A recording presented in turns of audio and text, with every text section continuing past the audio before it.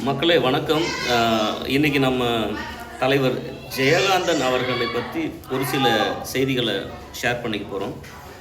எழுத்தாளர் ஜெயகாந்தன் மிக முக்கியமான எழுத்தாளர். ஏன் அப்படின்னு கேட்டால், இந்த செய்தியிலேருந்து நீங்களே எடுத்துப்பீங்க பாருங்கள். சில நேரங்களில் சில மனிதர்கள்னு ஒரு பெரிய நாவல். அந்த நாவலில் ஒரு பெண் கதாபாத்திரம் ஒரு தவிர்க்க முடியாத அல்லது எதிர்பாராத விதமாக ஒரு சூழலில் ஒரு தப்பு பண்ணிவிடுவாங்க. அது தப்புனா நீங்கள் புரிஞ்சுங்க.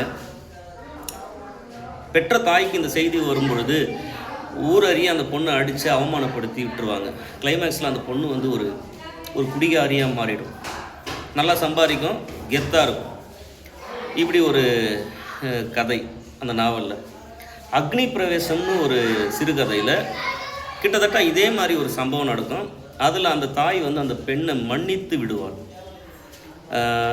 இது யார்கிட்டையும் சொல்லிடாதம்மா அப்படின்னு சொல்லி தலையில் சாமி தண்ணியெல்லாம் கொட்டி சாமி பேர்லாம் சொல்லி நீ இப்போ நல்லவ அப்படின்னு ஒரு தாய் மன்னிக்கக்கூடிய ஒரு சூழலை வைப்பாங்க.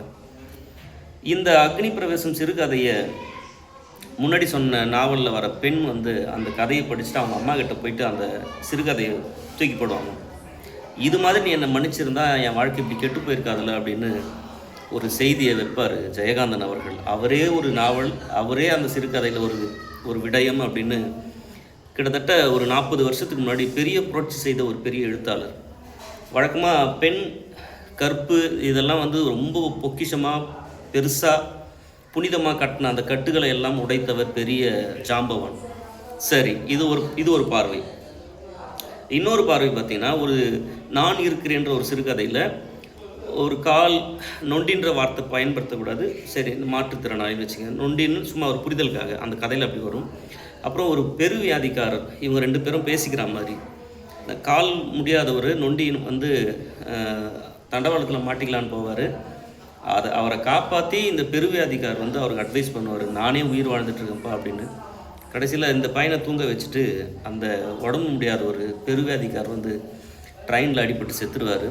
அப்போ அந்த கால் ஊனமுற்றவர் யோசிக்கிற மாதிரி இருக்கும்.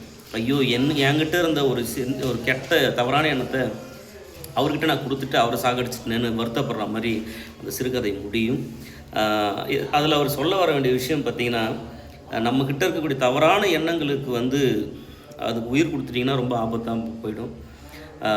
அவருடைய கதைகளில் பிச்சைக்காரங்க, கால் முடியாதவங்க, பெருவியாதிக்காரங்க, அப்புறம் தப்பு செய் இந்த சமுதாயத்தினால் கைவிடப்பட்ட பெண்கள், இவர்கள் பக்கம் நின்று அந்த நியாயத்தை பேசின ஒரு பெரிய ஜாம்பவான் அவர்களை, அந்த பெரிய எழுத்தாளரை உங்களிடம் மீண்டும் இப்போ இருக்கக்கூடிய தலைமுறைக்கு எடுத்து சொல்லும் ஒரு பெரு வாய்ப்பு எனக்கு கிடைத்தது. நன்றி மக்களே, வணக்கம். Love you all.